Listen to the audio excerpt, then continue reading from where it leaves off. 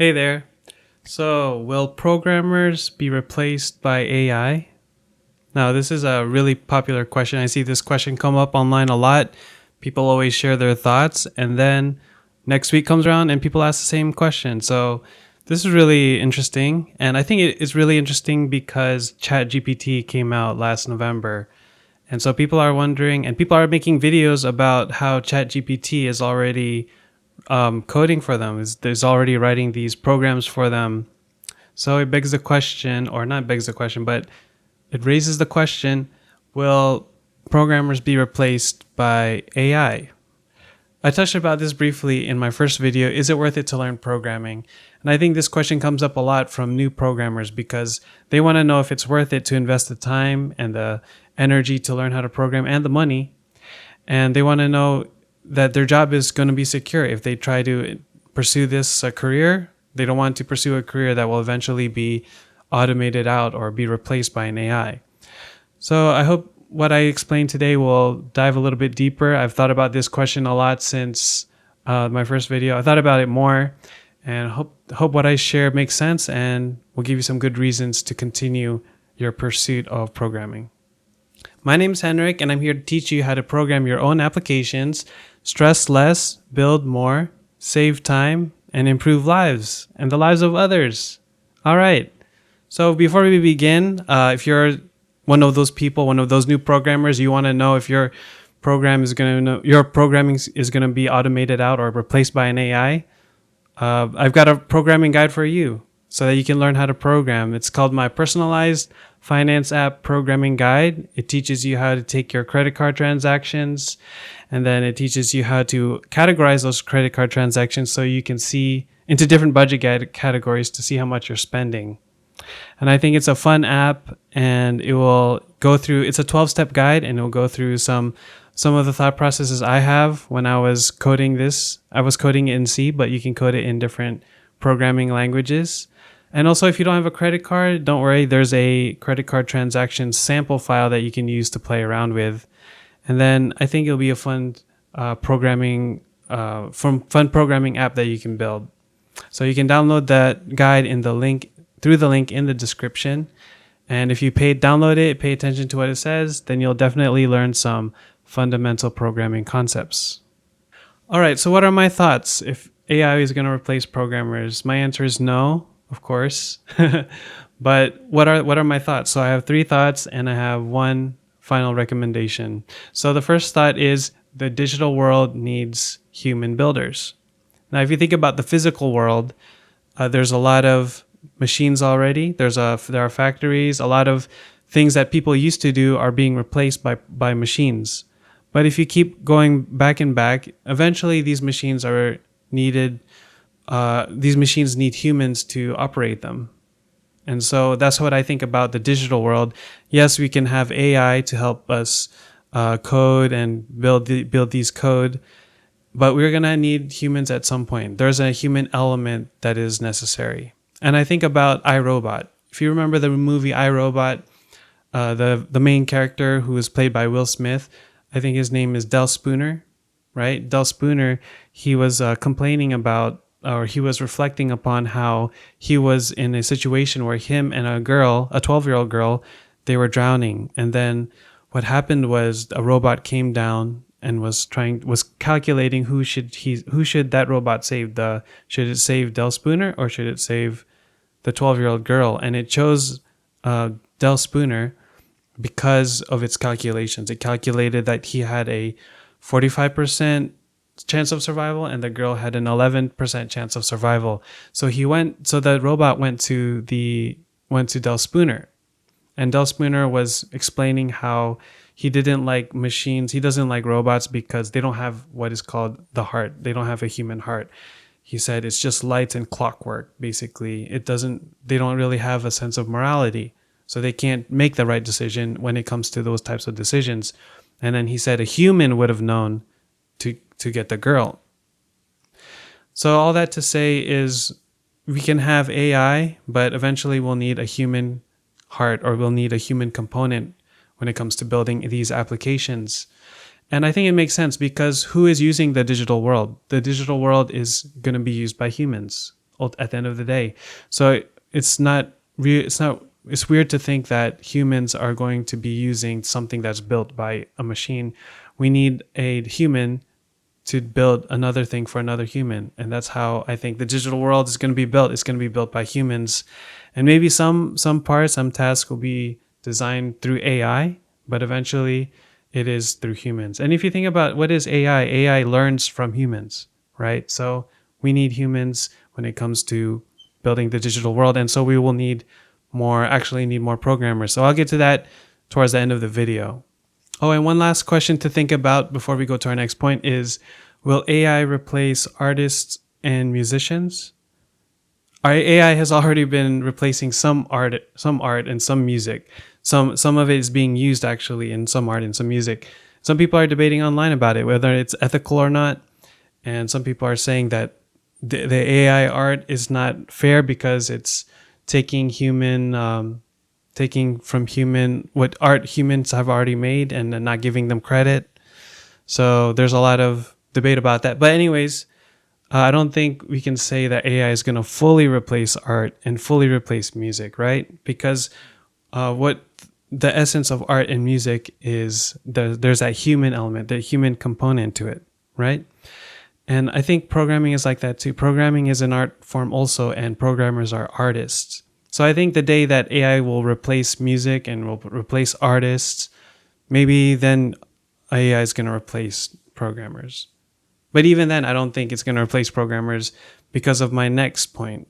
Okay, so thought number 2 is that programmers are not just coders, but they are digital architects. So kind of going back to that analogy of the digital world. They are designing, they're architecting.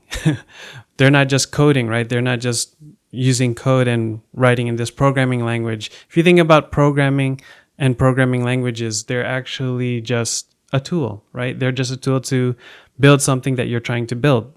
And so when you're a coder, when you're a programmer, you don't think about just the code that you're writing. You have to think about the design. You have to think of what kind of tools, what kind of programming libraries to use to put together. So we're not just coding, and that's the only task that we have, but there's a design component to it, and there's an architecting component to it. As you become more experienced in programming, you're going to think beyond the language that you originally learned in. You're going to start thinking more broader concepts of programming. And it's not just coding at that point. It's more like broader design. And you're not going to be thinking, how can I code this in my language? You're going to think about what's the best language to use to build this thing. And if you think about what are languages, in like verbal languages are just words that are used to communicate something. And likewise with programming, when you use programming languages, you're just trying to communicate something. Without the ideas behind the words are empty. They have no meaning. So likewise with coding, the coding only has meaning because of the human that's programming it. I was listening to a podcast of a woman who was building a website. She designs websites, and she doesn't have a coding background. She only has a design background. She was really into art, and she didn't want to get into building websites, but now she has a business building websites for other businesses. And the reason why she's able to do this is through using no-code tools. Basically, what no-code tools are is just tools that you can use to program something, but you're not using any code at all. That's why it's called no-code. So she was able to learn this no-code tool. I forgot what tool it was, but she was using this no-code tool, and she could basically make a website look however she wanted. And so all that to say is, it's not the code itself that makes up a programmer or a designer or a builder in the digital world. It's the ideas it's the ideas that go from the person who is designing. That's what's most important. And so she was able to build all these websites, all these specialized websites for these different businesses, and she can make them look really unique. And I think that just cements that idea that it's not about the code itself. It's about, are you able to build something in the digital world? If you've ever heard of coding libraries are these libraries that other people have built, and other programmers can use those libraries. And this is also similar idea with APIs. Someone has built something, and other people can use that same thing through the API. And so what do programmers think about this? They love it. They love these libraries. They'd rather use these libraries than code it from scratch, and actually empowers them to build all these things that they were not capable of building from scratch. So if you think about these libraries and these APIs, they actually replace programmers, right? This is the thing that we're trying to avoid, right? Replacing programmers. But actually, programmers love the thing that replaces programmers, because why? Because they can use the thing that someone else has already built, and then they can build off of that. So it's same with AI. The way I think of AI is AI will replace some programming tasks, but programmers are going to love it because they can use it to program other things. They can build off of that. So all this to say is I think AI will replace programming tasks, but I don't think it will replace the programmer. In fact, I think it's going to empower the programmer. Okay, so thought number 3 is technology only goes as far as we need it to. We can always build all these kinds of tech. We already have a lot of advancements in technology and science and math, and we can build all these things, but do we need to build these things? And I think that the real question that we're going to have to ask and see answered is, to what extent do we need AI in programming? So I think that's the real question, and it's a hard question, and it's hard to predict. And I think only time will tell. And so it's very skeptical. I mean, it's very speculative, and we don't really know like how much do we need AI in programming. Think about the pandemic. People thought that we would go into a new normal where people just work from home. And I do think that I do see a lot of companies are doing that, but a lot of companies have also pushed back. They want their employees to come back to work. Some of them are bribing their employees to come back to work with food. And so, yeah, there's this article from Forbes: bosses are winning the battle to get workers back to the office.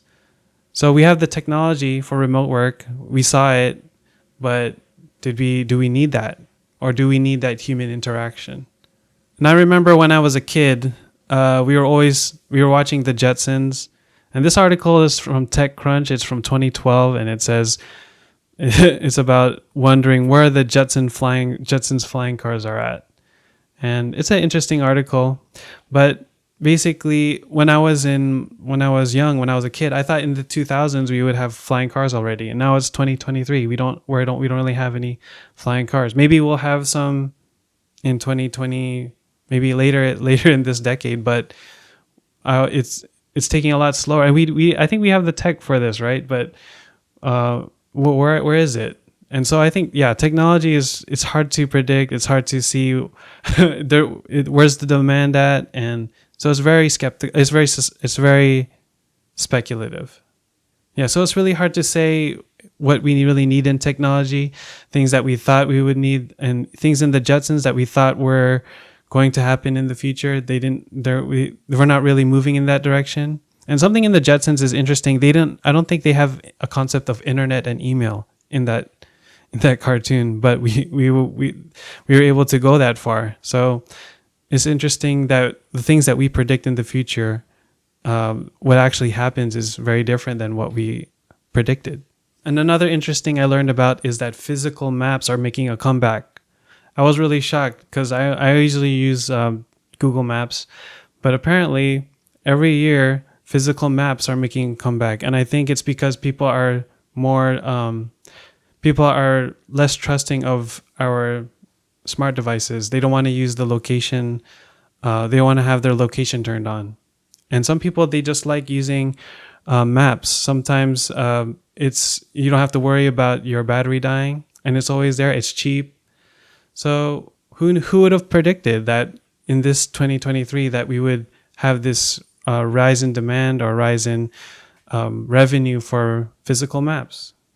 And as a parent, I'm becoming more and more aware of the damaging effects of technology in children, particularly screen time. It affects teenagers, it's affecting kids and development, their social skills. So sometimes technology isn't as good as we thought, and we have to kind of push back, we have to tone it down. And so technology is really, it's hard to predict how much we need it and how much we're going to use it. And so I think the same will be for AI. AI is still new, and so we're going to slowly figure out how we can integrate it in our lives. And so, with all that speculation, with all that uncertainty, here's my final recommendation. So, here's my final recommendation is just learn how to code and then adapt to the times. When I was a new programmer, a lot of programming tools were already obsolete. So I just didn't learn those tools, but I was able to learn what is the tools that are needed now. What are the ways that people are programming now? That's what I learned. And I had coworkers who were coding since the 80s and 70s, and they told me that they had to adapt as well. They were doing all these things in the past, and then now they had to learn. They had to keep up to speed with technology, and then they had to learn how to code in new ways. They had to learn new languages. And so likewise with us, we're going to have to adapt. And I think that's a normal part of being a programmer. You're going to have to adapt. And it's not to scare you or anything. You're going to adapt slowly and surely. And it's not going to be like you have to adapt within a month. But as you grow and develop in your career, you're going to learn new tools, and you're going to be in a continual state of learning.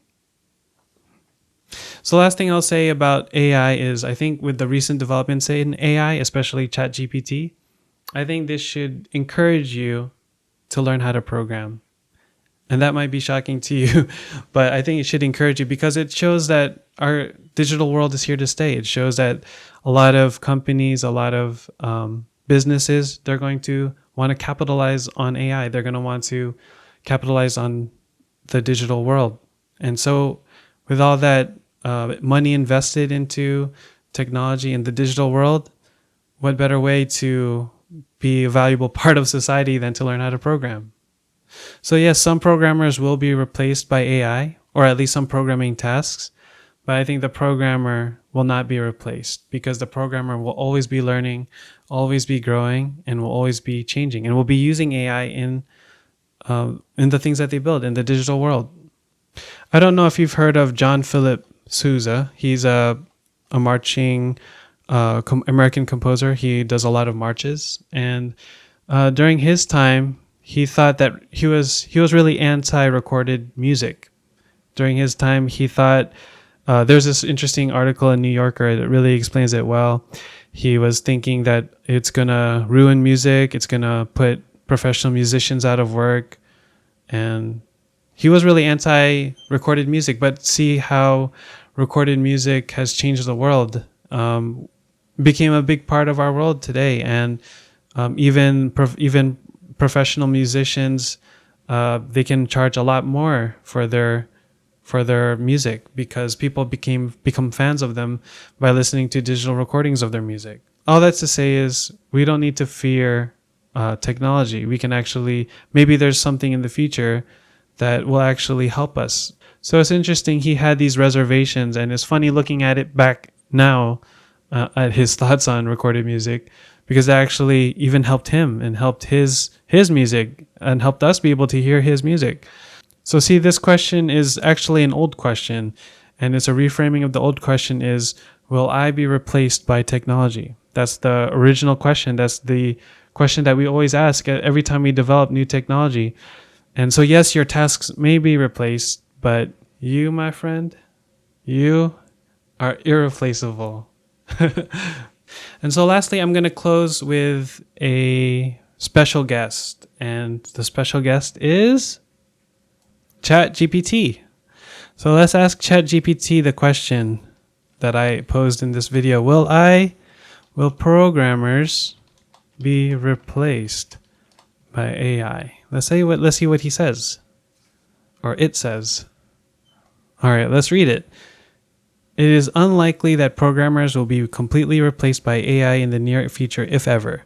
While AI is becoming increasingly sophisticated and capable of performing many tasks that previously required human intervention, programming is a complex and creative task that requires not only technical skill, but also problem-solving abilities and a deep understanding of the underlying logic and architecture of software systems.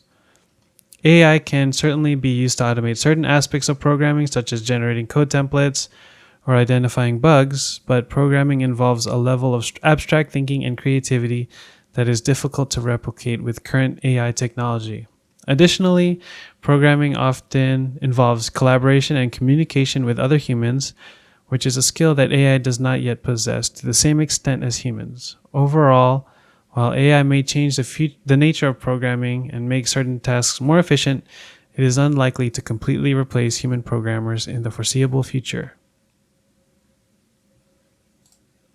So yes, you should learn how to code. And what better way to start than with my programming guide, right? My personalized finance app programming guide.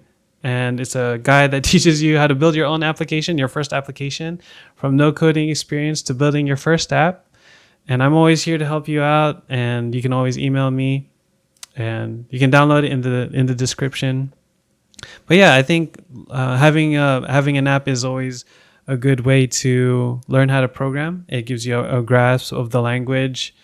And so yeah, don't be scared of AI. Don't be scared of technology. And if you're interested in coding, or you're interested to learn how to program, just go and do it, and then build something that you're proud of. All right, thanks for watching this video all the way up to this point. I really appreciate you. If you have any questions, or you have your own thoughts about AI, do you think AI is going to replace programmers? I'd love to hear your thoughts. Leave an answer in the comments, and I look forward to reading them and responding to your comments. All right, thank you. Peace.